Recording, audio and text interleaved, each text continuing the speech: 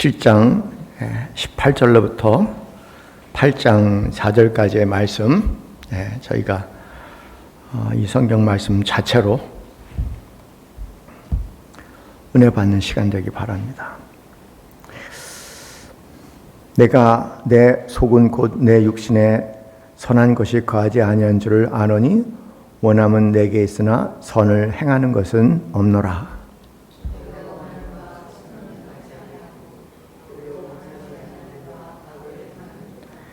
만일 내가 원하지 아니하는 것을 하면 이를 행하는 자는 내가 아니요 내 속에 거하는 죄니라.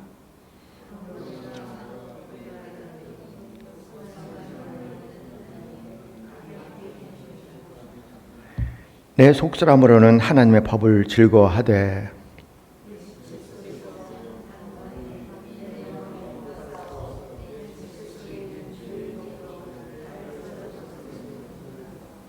오래 나는 공고한 사람이로다. 이 사망의 몸에서 누가 나를 건져내랴.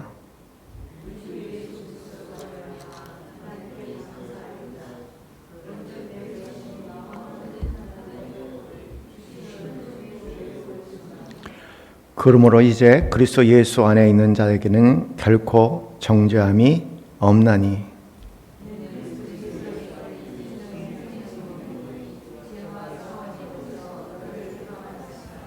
율법이 육신으로 말미암아 연약하여 할 수 없는 그것을 하나님은 하시나니 곧 죄로 말미암아 자기 아들을 죄 있는 육신의 모양으로 보내어 육신의 죄를 정하사 육신을 따르지 않고 그 영을 따라 행하는 우리에게 율법의 요구가 이루어지게 하려 하심이라. 아멘. 지난 주일 성경적 은혜에 대해서 함께 말씀을 나눴었죠. 이 성경적 은혜는 우리가 일상에서 생각하는 그런 일반적인 은혜와 근본적으로 다른 것이다. 그런 말씀을 주셨습니다. 한 예를 들면 우리가 누구에게 은혜를 베풀었는데 그 은혜에 대해서 어떤 보응을 나름대로 기대하죠. 뭐냐면 걔가 천선을 한다든가 그렇지 않으면은 뭐 더 나은 삶을 살아서 내가 은혜를 베푼 것에 대한 어떤 보답이 될 수도 있겠고요. 또 은혜를 베푼 자라서 나에 대한 어떤 감사가 함께 진행이 될 때 그 은혜는 이제 유효할 수 있지만 그런 면에서 일반적인 은혜는 어떤 조건이 담겨져 있습니다. 내가 은혜를 베푼 자로서 네가 나한테 그런 마음을 빚진 마음을 가져야 된다. 그렇지 않으면은 내가 너에게 이런 은혜를 베풀었으니까 너 이렇게 변해야 된다라는 그런 조건들이 그 일반적인 은혜의 단어에는 포함이 되어 있어요. 그래서 이제 은혜를 베풀었는데 그 은혜에 상응하지 않는 행동을 하게 돼 괘씸하다 뭐 이렇게 생각할 수 있겠죠. 그리고 또 괘씸한 정도가 아니라 저놈은 이제 망할 수밖에 없는 놈이야라는 저주까지 할 수 있지 않겠습니까? 일반적인 은혜에 대한 우리가 이해입니다. 그런데 성경의 은혜는 그렇지 않다는 것에 대해서 다시 한번 말씀을 드립니다. 성경의 은혜는 우리가 본질적으로 죄인이라는 것을 전제로 하고 있습니다. 그래서 우리가 또 잘못하고 죄를 져도 뭐 달라질 건 없어요. 왜냐하면 우리가 받은 은혜가 그 우리가 죄인이라는 것, 우리가 어쩔 수 없는 죄인이라는 것, 우리가 어쩔 수 없는 부족한 사람이라는 것을 전제로 해서 은혜가 우리에게 임했기 때문에 그런 조건은 성경적인 은혜는 없죠. 제가 가끔가다 생각하는 건 뭐냐면요, 죄를 지을 수 없다는 생각 자체는 너무 기가 막힌 생각인가. 어떻게 그런 생각을 할 수 있는지 모르겠어요. 어떻게 나는 죄를 짓지 않는다, 나는 죄를 지을 수 없다, 이런 생각을 가질 수 있는지 세상에 너무너무 어처구니 없는 표현인 것 같아요. 그런데 대부분의 사람들이 그렇게 어처구니 없이 살아가요. 다른 사람의 죄가 크게 보이다 보니까 자기도 그와 상응한 무수한 죄를 짓고 있는데도 불구하고 이제 그게 죄란 걸 느끼지 못하는 거죠. 그래서 예수님께서 비유로 내 눈에 있는 들보는 보지 못하고 형제의 눈에 있는 티끌을 본다. 그렇게까지 예수님께 오직해서 말씀하셨습니까? 우리는 죄란 그 항목에서 결코 자유를 할 수가 없습니다. 그래서 성경적 은혜는 우리가 어쩔 수 없는 죄인, 어떻게 할 수 있는 죄인이 아니고 어떻게 할 수 있는 죄인이 아니고요. 기억합시다. 어떻게 할 수 있는 죄인이 아니고 어쩔 수 없는 죄인이라는 것을 전제하는 것이 은혜입니다. 거기 임하는 것이 이제 하나님의 이제 은혜죠. 참고적으로 그래서 이제 은혜를 이해하려면은 전제라는 용어를 좀 잘 이해를 해야 되는, 전제라는 것이 뭘까? 그래서 성경적 은혜의 전제는 어쩔 수 없는 죄인이라고 얘기하는데, 그 전제가 성립하지 않으면 은혜라는 단어가 성립하지 않아요. 그런 면에서 전제라는 용어에 대해서 좀 저희가 잠시 시간을 써보는 것도 의미 있지 않을까 하는 생각이 듭니다. 전제라는 것이 뭘까? 어떤 말 또는 어떤 문장이 있을 수 있겠죠. 어떤 말이나 문장이 참이 되기 위해서는 그 문장 안에 암묵적으로 드러난 건 아닙니다. 그래서 전제라고 얘기하죠. 암묵적으로 참여해야 하는 조건이 있습니다. 제가 예를 들어서 하나 말씀을 드릴게요. 우리 일상생활에서 일어날 수 있는 예인데요. 이 전제는 굉장히 중요해요. 우리가 말과 소통을 할 때 항상 전제가 깔려 있거든요. 거기에 부부끼리도 부모와 자녀끼리도 뭐 일상 대화에서 항상 어떤 전제가 깔려 있어요. 근데 이 전제가 드러나진 않습니다. 이 전제가 깔려 있어요. 그래서 이제 이 전제가 서로 일치가 되면은 소통이 되고 대화가 돼요. 그래서 이제 참 얘기를 잘했다는 생각이 들죠. 그런데 이 전제가 서로 참이 아니게 될, 나는 전제라고 생각하고 뭔가 말을 했는데 상대는 그 말을 들으면서 그 밑에 깔려 있는, 함축되어 있죠. 깔려 있는 전제가 참이 아니야. 그럴 때는 상대에게 굉장한 상대가 상당한 불쾌감과 때로는 분노로 나를 공격하게 되겠습니다. 그리고 항변을 하게 되는 거죠. 자기 방어를 하고 설명하게 됩니다. 우리 일상생활에 매일매일 일어나는 겁니다.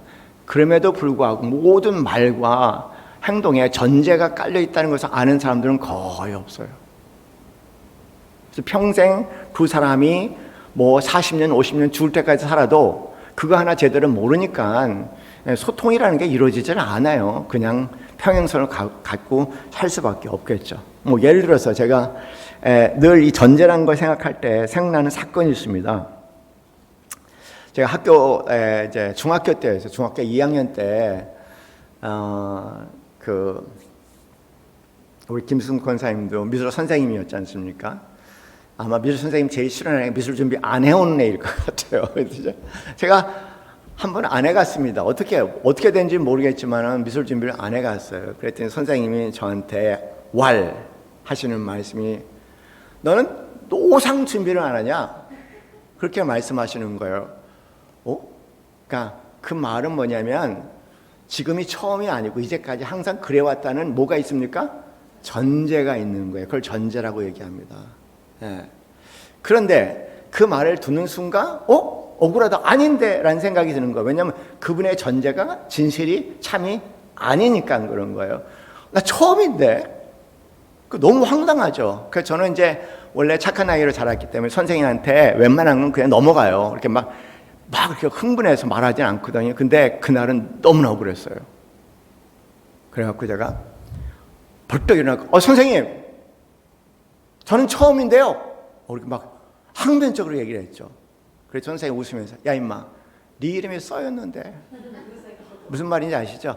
노상헌이라는 걸 앞에 네 이름이 그렇게 쓰여 있다는 거예요. 네 이름이 써 있잖아. 그래서 그 순간 저도 그렇고 선생님, 우리 반 아이들 전체가 막 박장대소를 한 거죠. 그게 평생 잊지 못할 기억이에요. 에피소드죠. 그런 거예요. 전제라고 얘기합니다. 근데 그런 전제는 좀 다양한 거죠. 그런 대화는. 그런데 이제 그렇지 않은 것들이 있어요. 경험해 보셨습니까? 이렇게 이제 아이들을 키우다 보면 사춘기 때 보면 이제 방이 어지러워. 그래서 이제 엄마가 자주 쳐주시는데 그날도 이제 그 방에 들어가서 보니까 막 엉망진창이야. 그래서 이제 에휴, 너무 짜증나.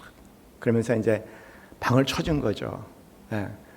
그리고 난 다음에 이제 그 다음날 방에 또 들어가 봤더니 이제 또 어지러져 있는 거예요. 그럼 엄마들이 뭐라고 얘기할까요? 여러분 아시잖아요. 너는 어떻게 방을 한 번도 치우질 않냐? 내가 한 번도 청소한 걸 본 적이 없어. 그렇게 얘기할 때 그 얘기를 들으면서 아들들이 아멘 그렇게 안 할 겁니다. 그런 일은 없어요. 그렇게 안 하고요. 아들이 생각해 보니까 그 전제는 뭐냐면 말 그대로 한 번도 그전에 내가 네 방 청소를 한 걸 한 번도 본 적이 없다는 겁니다. 그런 전제가 있어요. 근데 아들이 묘하게 생각해 보니까 내가 방을 청소한 날은 엄마가 안 봐. 그러니까는 그런 입장에서 볼 때는 참 내가 청소도 자주 했고 그때마다 엄마는 그건 보지 않고 청소 안 한 것만 보다 어떻게 엄마가 저랬으니까 그 말은 사실이 아니잖아요. 그렇게 하고 아들이 어떻게 해요? 항변을 하게 되는 거예요. 그 둘이 이제 답답하고 한심하다고 싸움이 일어나는 거죠. 그런 일을 한 예를 들어서 말씀드리지만 우리 일상생활에 매일매일 일어나는 일입니다. 우리 대화에 대부분 그래요. 그 밑에 뭐냐면 전제가 깔려있어요. 이 전제가 소통이 안 되면은 항상 오해와 갈등을 낳게 되어 있습니다.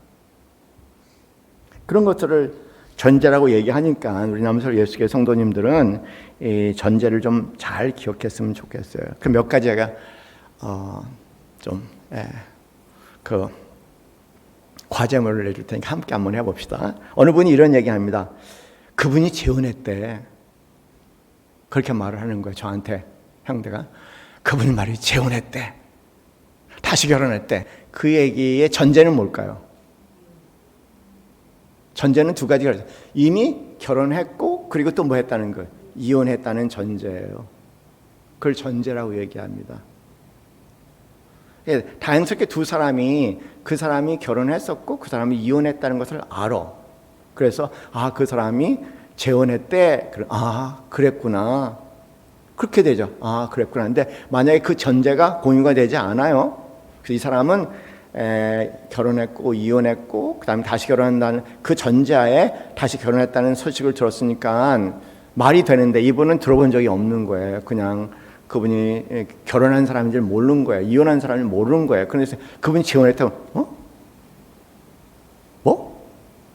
그분이 재혼을 하냐? 결혼도 안 했는데. 그렇게 얘기가 나올 거 아니에요. 그렇죠? 그런 일이 너무 많아요.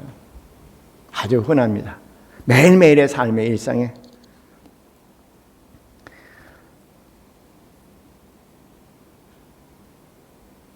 제가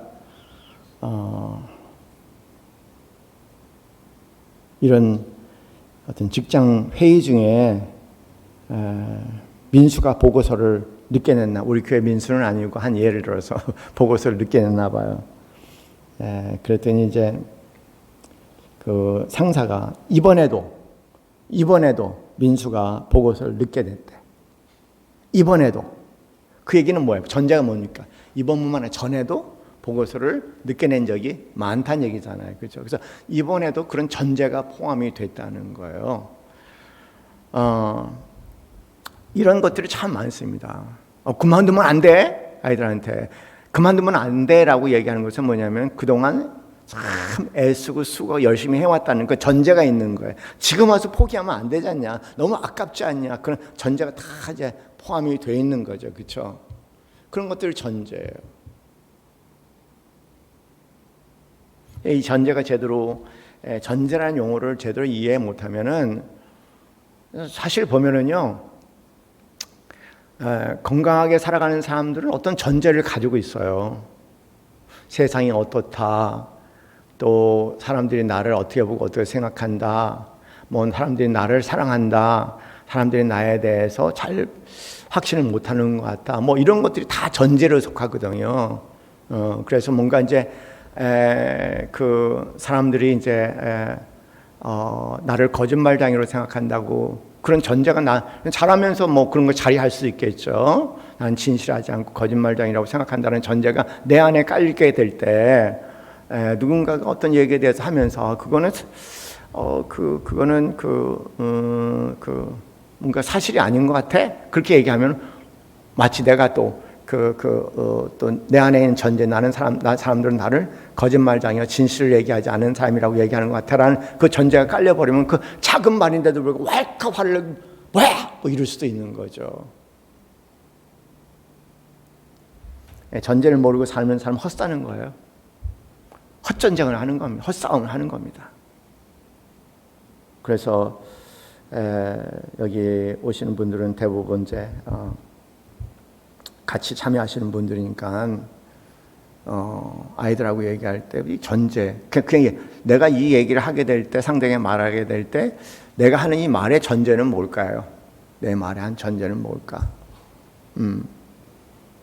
되게 보면은 이제 우리 교회는 동반의전에서 얘기를 많이 했잖아요. 그런데 이제 동반의전 하면은 되게 보면 헌신하고 사랑하고 돌봄이라고 생각하거든요. 겉으로 보면 그런 것 같아.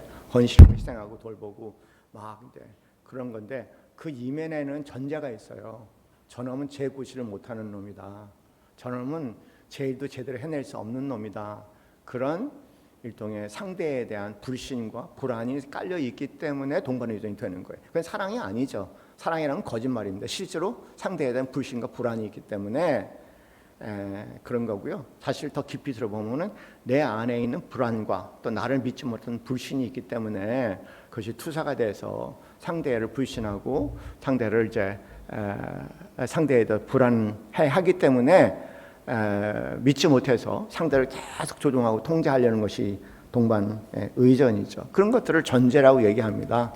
겉으로는 사랑이고 돌봄이고 헌신이고 희생인 것 같지만은 전제는 뭐냐면 나는 너를 믿을 수 없어.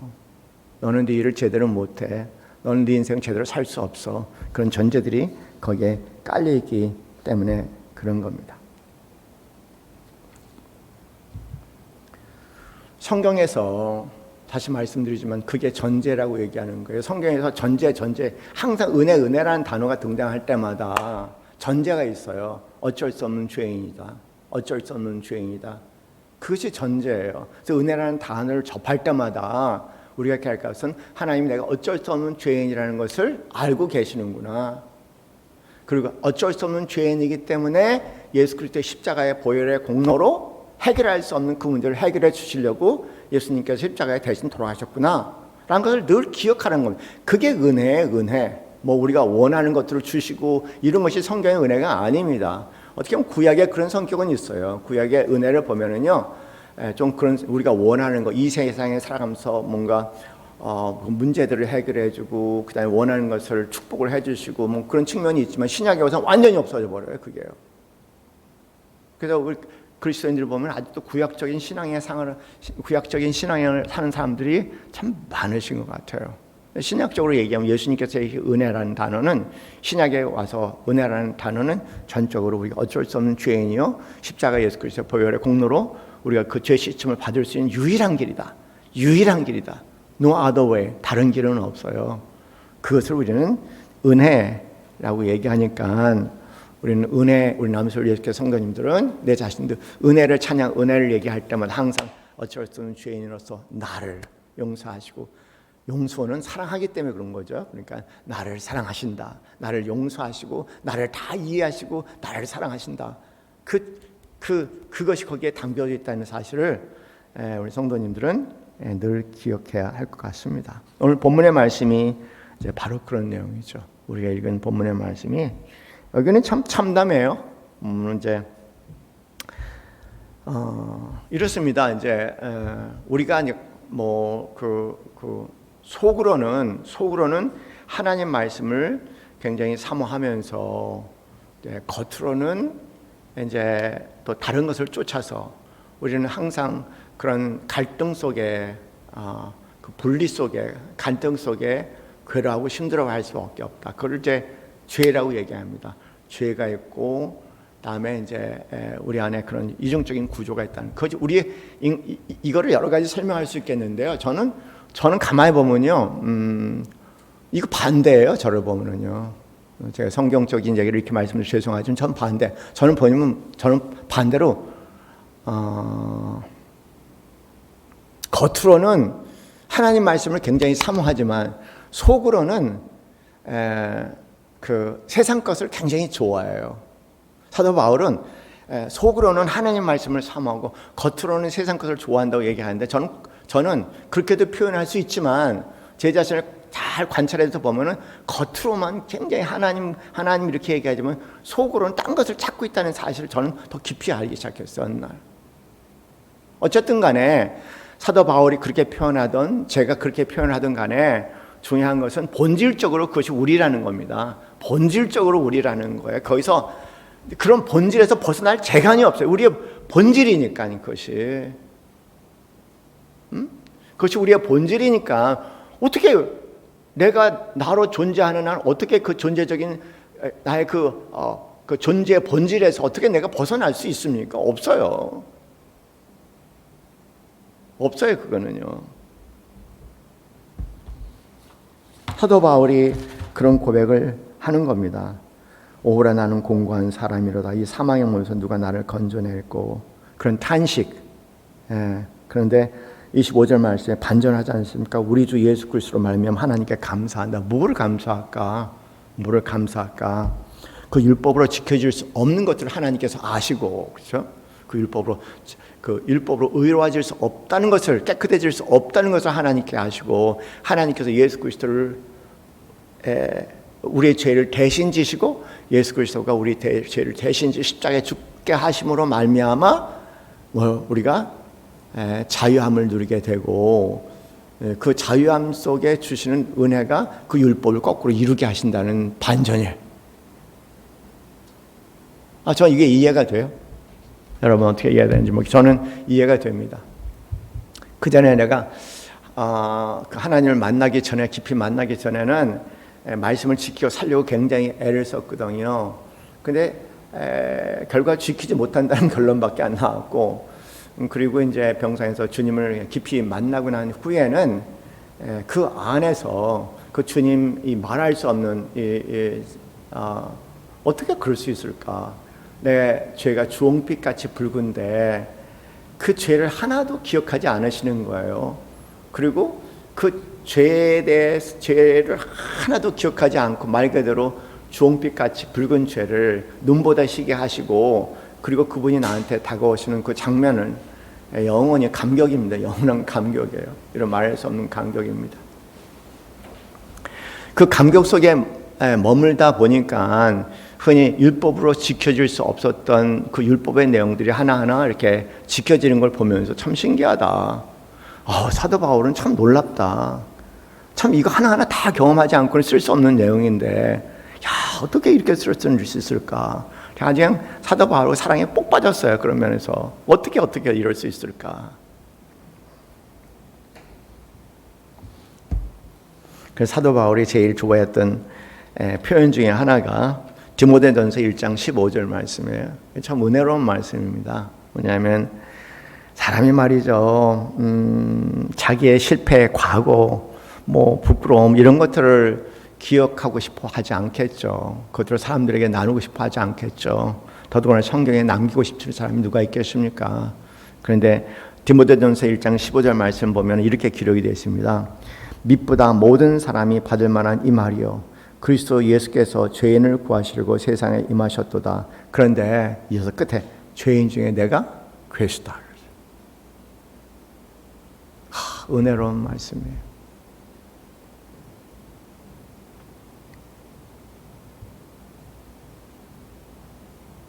우리는 그냥 하는 말로 그럴 수 있어. 내가 죄인 중에 괴수야. 내가 죄인 중에 그렇게 하는 말을 할 수 있지만 사도 바울은 그건 아니에요. 진심입니다.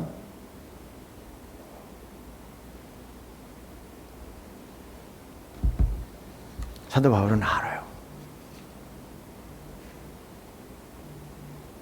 거기에 하나님의 은혜가 임한다는 것을 사도 바울은 비밀스럽게 아는 분 같아요. 거기에 하나님의 은총이 임한다.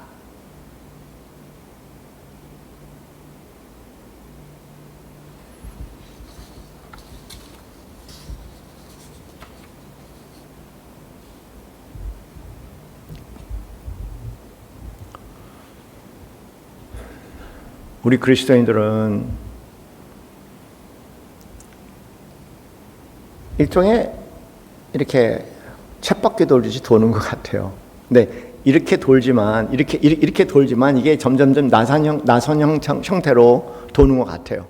조금 그 과정을 성화하는데 뭐냐면은 나는 죄인이다. 하나님의 은혜로 말미암아 내가 죄 씻김을 받았다. 그 감격과 감사함으로 살면서 점점점 올라가다가 또 내가 죄인이라는 걸 깨닫고 참 그렇고 내가 진짜 죄인이었구나. 그렇게 하고 이제 또 참 예수 그리스도의 보혈을 끌어안고 감사하면서 쭉 감사합니다. 그리고 또 살다가 또 내가 또 죄인이구나.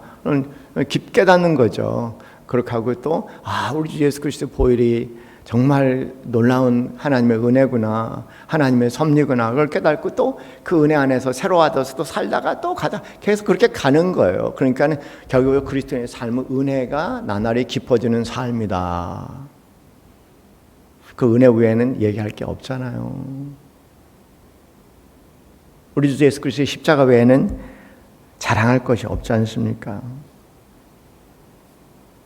갈라디아서 6장 14절 말씀처럼 너에게는 우리 주 예수 그리스도의 십자가 외에는 자랑할 것이 없나니.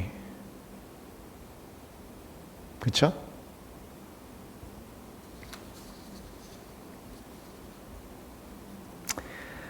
제가 제일 끔찍한 건 뭐였냐면요, 병상에서 그 하나님의 임재하심을 경험한 후에 어떡하나 그동안 제가 그 전에 목사로서 했던 그 모든 말들이요 짐이 돼버리는 거예요. 잘못했네, 잘못 전했네, 와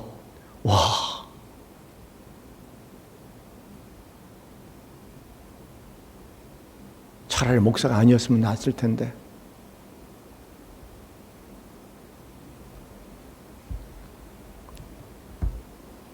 그러나 저는 그 순간에는 깨달았습니다. 하나님이 어떤 분이시란 걸.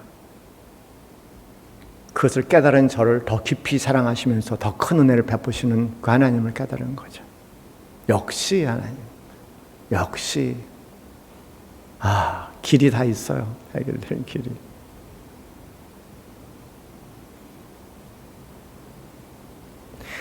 세상적으로 그런 말이 있어요.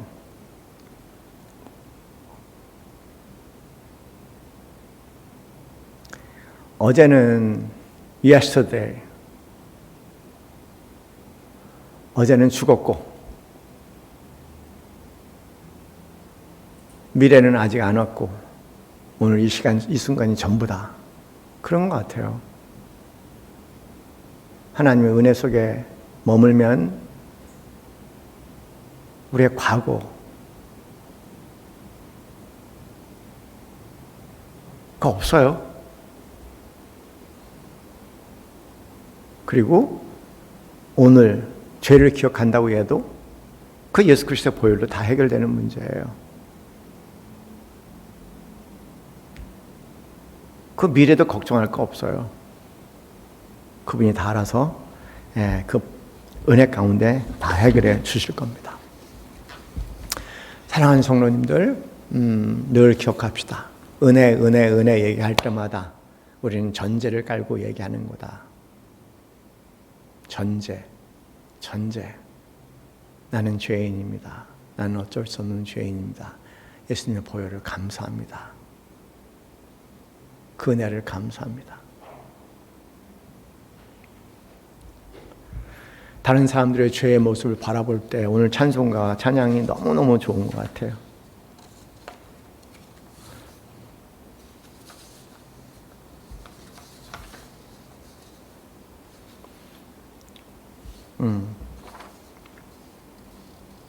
주님이여 이 손을 꼭 잡고 가소서.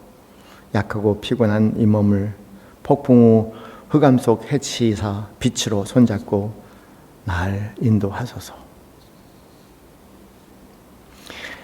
다른 사람들의 죄를 보게 될 때, 여러분, 다른 사람들의 죄의 모습을 바라보게 될 때 우리가 할 수 있는 것은 뭐냐면 그 사람을 위해서, 그 영혼을 위해서 기도해 주는 거예요. 다른 사람들의 죄의 모습이 보일 때마다 흥분하면 안 돼요. 그건 나의 죄를 숨기는 겁니다. 거짓말이에요, 그거는요. 그래서 다른 사람의 죄를 볼 때마다 위에서 기도해 주세요. 정말 기도해 주세요. 나는 요새 정부를 보면서 좀 충격을 좀 많이 보긴 봐요. 사람이 어떻게 그렇게 가증스럽고 거짓스러울 수 있겠는가를 계속 보고 있거든요. 좀 신기한 것 같아요. 전현인가 그 사람 같은 경우에는 그 전에 자기가 그 인권위원회 위원장으로 있을 때 뭐 끝까지 지키겠다고 그 난리를 치면서 지금은 또 반대로 통신위원회 위원장에 대해서는 빨리 그만두라고 막 난리를 치면서 적반하장도 그런 얘기 있을 수 있을까 그런 생각하고, 오늘 아침에 잠깐 뉴스를 보는데 뭐 이재명 대통령이 무슨 얘기를 하면서 나라에 돈이 없다 그런 얘기를 하더라. 그 돈은 누가 썼는데 어떻게 썼는데 지금도 어떻게 쓰고 있는데 참 제대로 쓰질 못하고 다 푼돈 나눠져서 국가의 어떤 미래에 대한 계획을 할 수 없는 그런 정책을 피면서 혼자 나라에 돈이 없다 그런 얘기를 하면서, 야, 당신이 대통령이 돼봐야지 얼마나 힘든 자리인지를 다 회개하겠지. 다행히 회개한다면 기도하게 되더라고요. 어쩔 수 없어, 인간이요. 내가 그 일을 당해보지 않으면 모르니까. 우리는 죄를 짓는 사람을 보면 흥분하지 마세요. 건강에 해로워요. 분노하면 빨리 죽는데요. 그냥 기도해 주세요. 하나님 참 불쌍한 영혼입니다. 앞 뒷말 다 틀리고 자기가 모순 속에 살아가면서도 모순이라는 걸 모르는 죄인입니다.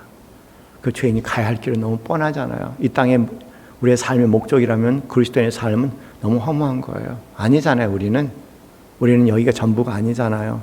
언젠가 하나님 앞에 가서 심판을 받을 겁니다. 그 심판 때 예수 그리스도의 보혈 없는 자가 받아야 할 심판을 생각하면은 영원히 끔찍한 삶이 아니겠습니까? 위에서 영혼을 위해서 기도해 줄 수 있는 우리 사랑하시는 성도님들 되시기를 주님의 이름으로 간절히 축원합니다. 기도하겠습니다.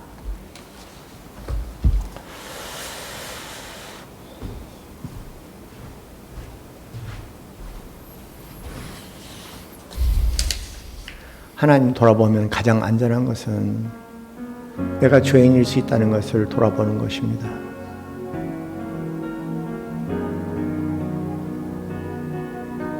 나도 죄인일 수 있다는 것을 돌아보는 것입니다. 아무리 완전하고 완벽하게 하려고 애를 써도 결코 완전할 수 없는 나라는 자신을 곰곰이 돌아볼 수 있게 하여 주옵소서.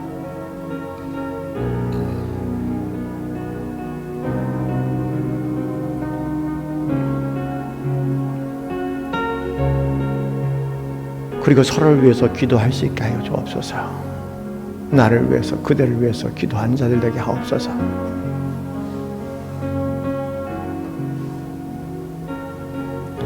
사회적으로 혐오감을 일으킬 수 있는 많은 일들이 일어납니다.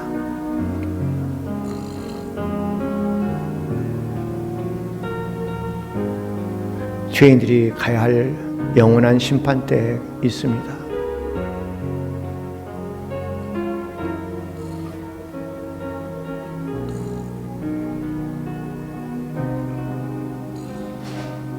맡겨진 권력을 가진 자리라면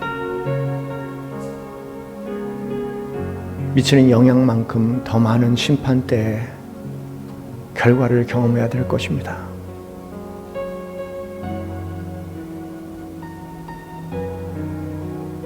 하나님 아버지, 그들을 불쌍히 볼 수 있는 눈이 있게 하시고 나를 포함해서 죄인들을 위해서 기도할 수 있는 하나님의 거룩한 백성들 될 수 있도록 도와주시옵소서. 하나님의 손길을 잊지 않게 하옵소서. 나의 죄 속에, 그대의 죄 속에 하나님의 섭리와 계획이 담겨져 있다는 것을 결코 잊지 않게 하옵소서.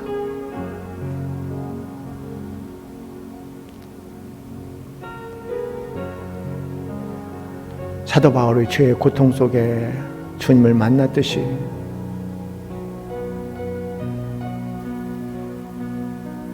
그 죄 속에서도 하나님께서 하시는 귀한 일이 있다는 것을 기억하면서 그 모든 것을 인간의 마음이 아니라